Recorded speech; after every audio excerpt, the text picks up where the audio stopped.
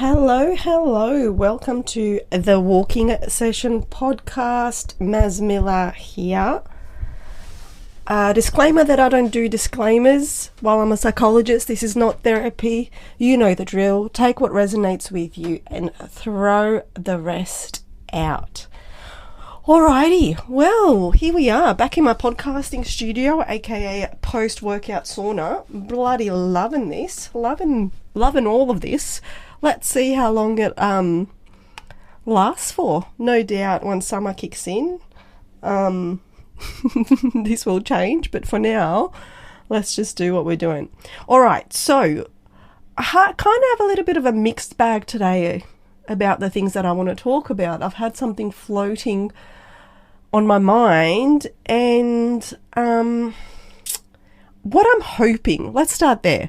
What I'm hoping that you get out of today's podcast episode is that if you're feeling a little bit stuck in any way, whether it is in life, whether it is in getting some things done, whether it's exercise, starting exercise, re-entering exercise, whether it is cleaning the house, whether it is doing a school assignment or uni assignment, whatever it is, if you're a bit stuck, training, whatever, in a bit of a slump, I'm hoping to kind of shed some light on how motivation works and how you can make it work for you, essentially. So, where to begin? So, as with everything else, let's just start there. As with everything else, what works for one person doesn't work for another person. I've already said what doesn't resonate with you, throw it out, but maybe take a moment when I'm talking about some of my suggestions and sort of go, where do I sit on that? What's worked in the past? We know that whatever has worked for you in the past is a really big predictor of what's going to work for you in the future. Now, the caveat there is that if you're in a completely different season in life, that might not necessarily be the case. So, you might have worked out one way before you had kids, now kids come along and they're little, that looks different, they're bigger, that looks different, it all looks different, right? So we're going to approach this and life, I hope, with a little bit of stability, but also not rigidity. Rigidity, that's the word, right? So with a little bit of stability, but also room for flexibility, where you go, here are some things that have always worked, but now I've got to do it different. So I'll give you an example of this. For a very, very long time, probably till, 5 or 6 years ago, I'm going to say, the way that my body worked was completely one way. I reckon once I hit those mid-30s, as much as everyone used to say it to me, everything changes, your body changes, I used to just think, you're just probably not aware of your body, or you're not putting in the work. I've been the same size since high school, not as a flex of I'm thin, just as I live a healthy lifestyle, not much shifts and changes for me, So I used to think that, let me have a sip of water. I used to think that those people just are not doing the basics right, cook your meals from scratch, work out and move your body, manage your stress levels, that type of thing. And I was someone that also has always been able to tolerate a lot more probably than the average person in terms of stress. I was known to have my hubby away overseas, manage a dog's surgery, renovate an office while doing a master's and a 8-week quitting sugar program all at once. That's what we're talking about, right? Or last semester of pregnancy, move into the bush, do a reno of that house and write a thesis, while running a business with lots of stuff. That type of fun stuff. So for me, the standard for myself has always been high because I've always been able to do it, So when it came to the whole wellness space, I also granted a lot of that I was eating healthy food, cooking things, I was balanced, don't count calories, don't count macros, never done any of that, right? Then I hit 35 and nothing was working. And I was like, well, that's a bit weird. So that was a situation for me where I had to go against took me years to accept it because I was a bit stubborn, because I was like, well, how can this work for all this time? And now all of a sudden, but I have to be honest, nothing still works for me in terms of nothing but listening to my body still works for me. So I wish I'd just gone back to that, because in the bottom of my gut, I had the feeling that the reason things stopped working was the accumulation of, it wasn't the first year of sleep deprivation and we went into year whatever, 2, 3. It wasn't the first year of managing a full life with kids. It was the year 2 or 3. It was trying to fall pregnant. It was having losses. It was, lots of things had accumulated, and I think I just needed rest, to be fair. But instead I was trying all these things, like I'll try this program. I've never had to reverse diet, but I looked into it because I always eat a healthy amount of calories every day. Without knowing, like I said, never calorie counted, but I thought maybe this is your challenge, Maz. Maybe you need to try calorie counting. And I had my supervisor with me because I said I don't want this to become obsessive. I know the way my mind works. Let's do this in a healthy way, but maybe it's me. Maybe I'm not doing the maths. People say calories in, calories out. Yeah, no, that didn't work either. So for me, what actually works is listening to my gut. When everyone was preaching ice baths, I did one and I was like, everything my body's telling me not to do this. I feel sick doing this. And again, probably because my experience was that of someone who had been chronically sleep deprived, chronically run off her feet, plenty of stress in my body, didn't need it. I was having an ice bath, I reckon, every hour looking after Lacey. So my body was getting plenty of that. What I needed was rest and sleep and calm and slow and supplements and, all the loving stuff to give back, because that was in a season of my life where I was giving so much. It was time to give back. So I remember even trading, going to the gym's great, love the culture, love everything about it. But I remember sitting in the car one day, probably just a year in, and thinking, I think my body will get more out of a nap in this car over the next hour and a bit than going in there smashing myself. That kind of stuff, right? So I do not take any of that stuff back, right? Doing things different in every single one of those ways has taught me something else. So over those years, while the exact things that worked for other people, while the ice bath didn't work for me, it really gave me the clarity of how important rest is for me in that moment. While smashing myself at the gym to the extent that I was doing, it was probably good for me at the start, I reckon. Definitely kicked things into gear for me. I've since then welcomed and learned so many skills, by the way, how to do those things, but do less, shorter, as it works into my life and my lifestyle, if that makes sense. So I guess that's the first thing. Isn't there a quote that says we always do things how we've always done them is the best way not to succeed? I don't know, I'm totally butchering that, Google it. But I guess where I'm going with this is be open-minded enough to know yourself and to know the way that you do things, but at the same time to try something new. Allow have a little bit of an open mind with this podcast today. Okay, you might, just a moment. So all that to say, be open-minded, and I think take that again with you beyond this podcast and into your life, because I do feel like we all can get stuck in our ways and we think we know it all, especially as we get older. So sometimes taking a step back and humbling ourselves and just trying something different for a bit, even if you commit to 6 weeks. That's what I usually tend to do. I sort of go, I'll give this 6 weeks and then I'll reassess. And if it's good, I'll keep doing it. If it's not so great, I'll stop doing it. But guaranteed at the end of all of those, I get something out of it. Even I remember doing this program, I think it was maybe 8 weeks or something of training and eating a certain way and the protein thing and all that kind of stuff. I do enjoy eating more protein, I've learned. But I will not eat fucking 150 grams of it. I can tell you that right now. That was not good for me, as much as it's preached out there. But I think that out of that, there was a really, really key lesson that I learned about myself, which was I had this expectation of the physical, of how physically I would look post this challenge. And when that didn't happen, I had that moment of a disappointment because I'm human. But then went back to, and I guess this is number one when it comes to being motivated, I went back to my why.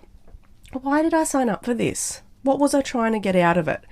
And it wasn't just to look a certain way.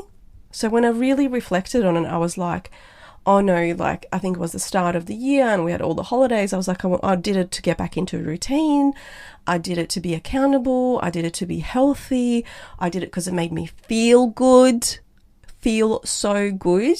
How many of you have not worked out for ages and physically nothing? When I say ages, 3 weeks is ages, right? For me. Or it could be 3 months for you, whatever it is. You haven't worked out in ages and physically you don't look that different, but you feel so different. You feel sluggish and slow and all of these things, right?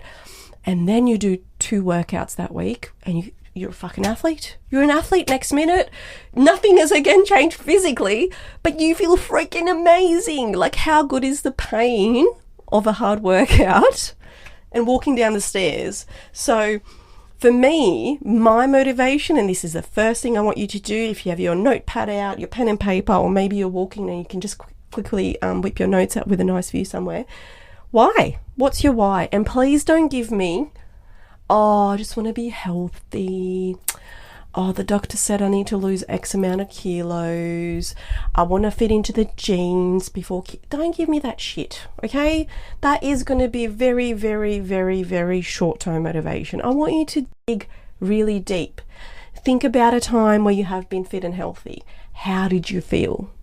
How did you approach your day today? Do you need more energy? Do you need because you can see how the overriding point of this, do you need to feel stronger? Like for me, moving furniture around the house by myself is very important, okay? And I don't care if you judge that. That is important to me.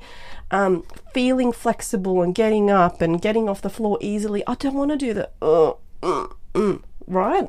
I want to age. I want to be around for a long time. Like, that's what's important to me. And not around for a long time just so I can be here, because in my head I've visualized my grandchildren already. No pressure, girls. But I want to be there for them, and I know how I want to show up for that season in my life. So what's your why? Like, dig deeper, please. Write at least 30 reasons why. There you go. Your challenge is to write 30 reasons why. Because I know everyone will say 1, 2, and 3, and it's the same shit you've repeated to yourself since you were 15. Don't want to hear 1, 2, and 3. If we're talking about exercise in particular now, that's just the path we're going down. No, I want you to dig deeper. Who are you? Who are you proving to yourself to be? What does it say about you if you can show up and train, 4 times a week? Who are you, and why is that important? Why isn't it important for you to prove to yourself that you can carve out time to yourself 4 times a week? Who's watching you do that? What does it say to your children if you work out 4 times a week? How do your kids learn to prioritize health and self-care and themselves, just themselves, if you're not showing them that? I don't know, may or may not be one of my reasons. So that's the kind of stuff I want you to dig deep into. So number 1 is your why. Now, whether you're just starting to exercise or you're a professional athlete listening to this, your why is going to be your compass in life, okay? So if you say to me, I want to do this because I want to win the Olympics, yeah, cool, why? Lots of people have got gold medals at the Olympics. Like, why? Why does that matter to you? It doesn't matter to me. Why does it matter to you? What does it say about you? What have you got to prove? What is it? What is this about? Like, really, what is it about? I really, really want people to list, challenge yourself to list 30 things, and don't worry about how silly they sound, because what will happen is, as you're writing each one of them down, even the shit ones, just because I want to, because I've never done it, write it down, who cares?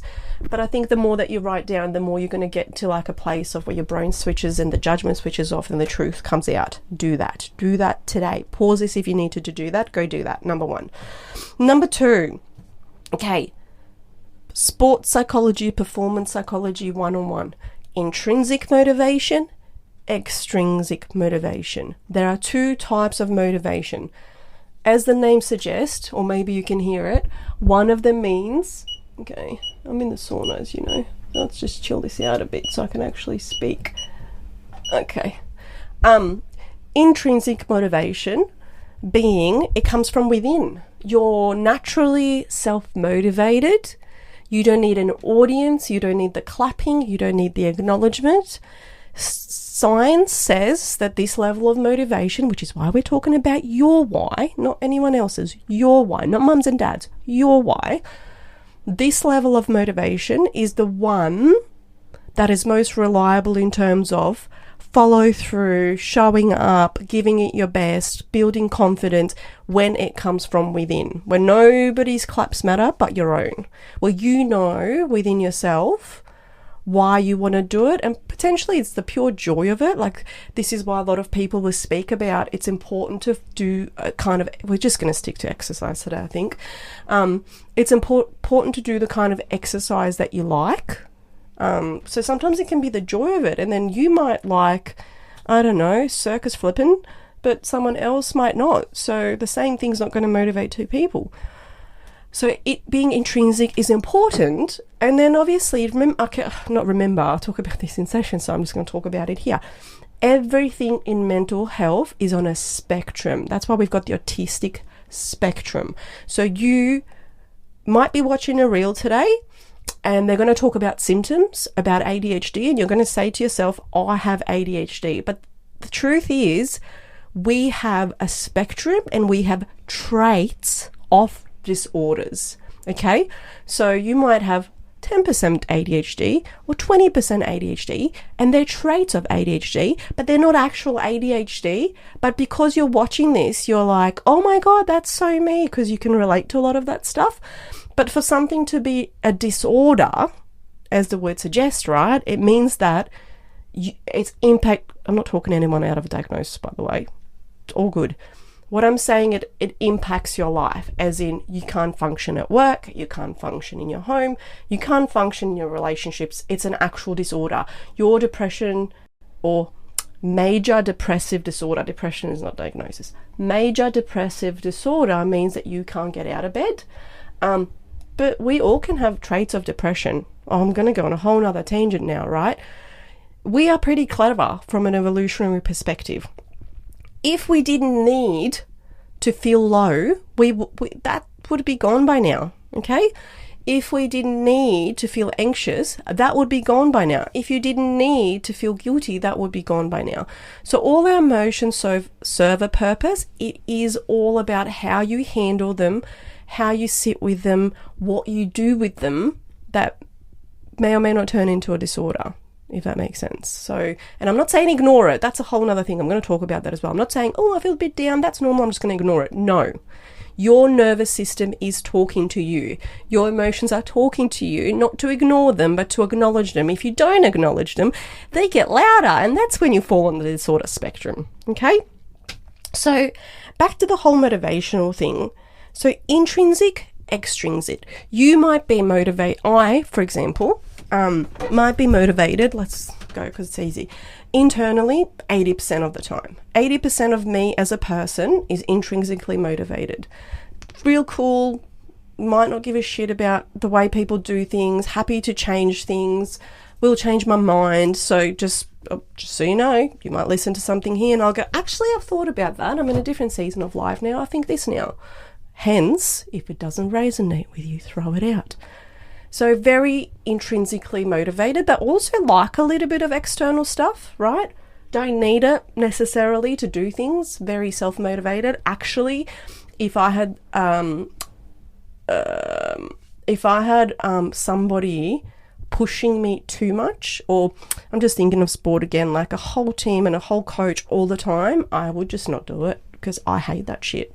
So I definitely need more independent, motivated, and this is same with work. Like, leave me alone, let me know you're there if I need you, and every now and then I'll check in with everyone. But most of the time, leave me alone. Let me do it. I'll reach out if I need you. Okay? Knowing that about myself is really powerful, right? Because if everybody loves a run club and they can tell me about a run club, it can sound really good, but I do not want to be in a setting running with everyone. In fact, if you just leave me alone, That's how I will recharge, and I'm more likely to go for a run by myself. I hate running, so that's such a bad example.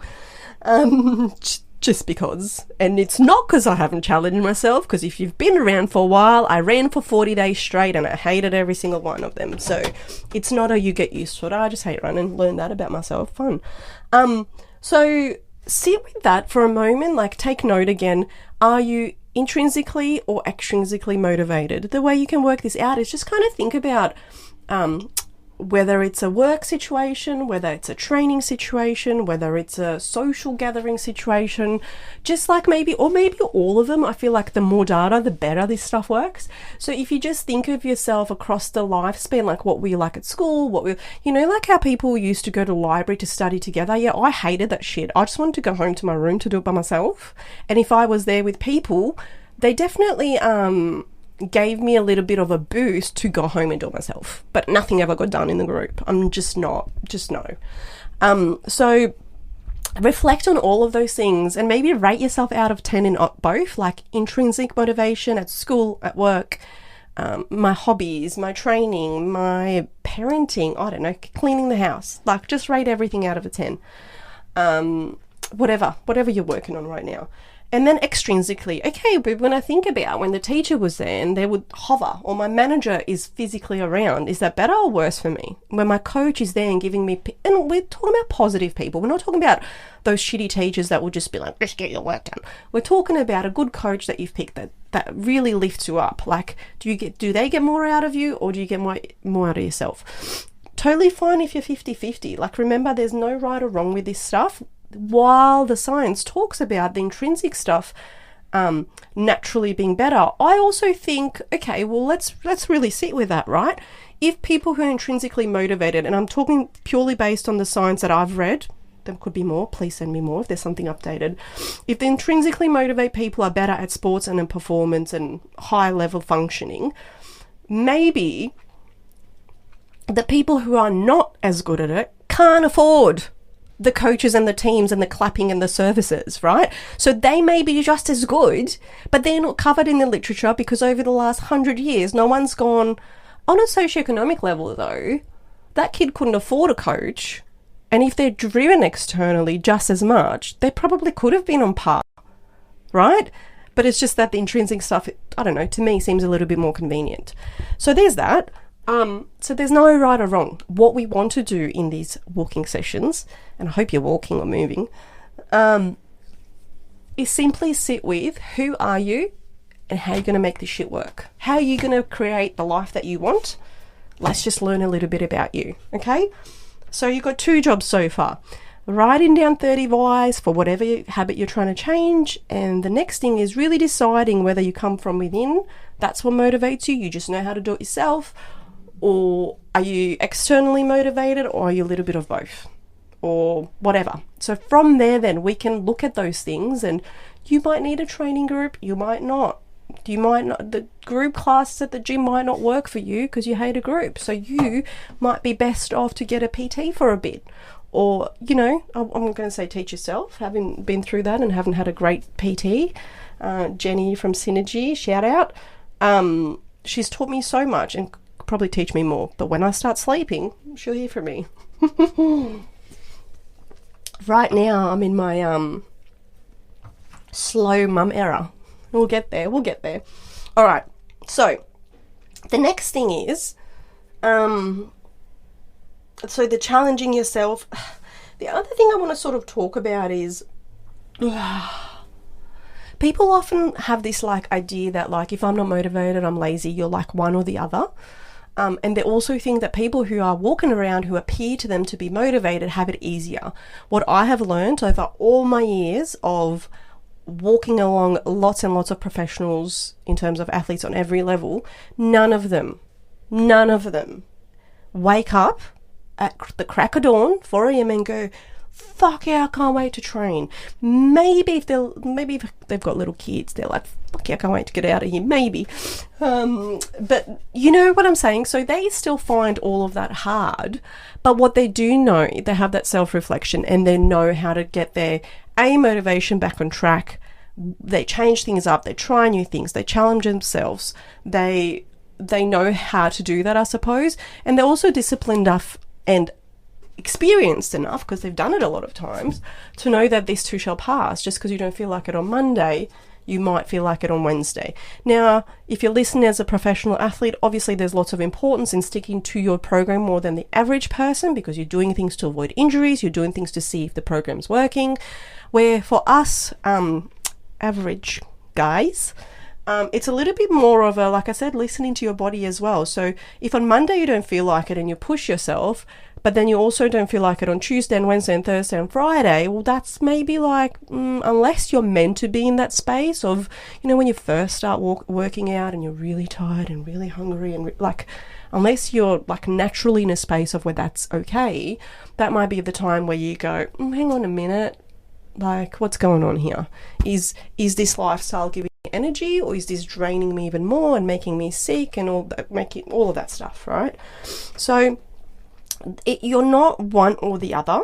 And also, if you are never bored, people say, just never sit still, I'm never bored. That's not the flex you think it is. That's not good. Like, you're not a freaking machine, okay? You're not supposed to walk around planet Earth and just go, and outwork everyone. That's not a good thing. That to me is like a dysregulated nervous system. I've been in seasons in my life where I felt this way. I was like, what's the word? I'm never bored. I can always think of things to do, and I was always doing things. But that wasn't usually by choice. Like, once I become an adult and I was self-aware, I would never choose that. I had, little kids push that on you. That's why when they get bigger, you start to see the light. And for me, maybe that's just me. Maybe I just get really hard little kids.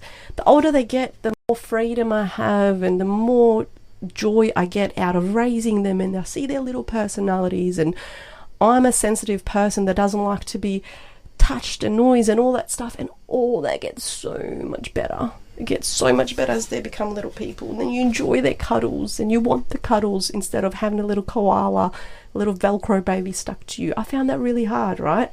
So if you are always never sitting still, you're always dysregulated. I have no doubt that even the cavemen and women, they got lots of downtime.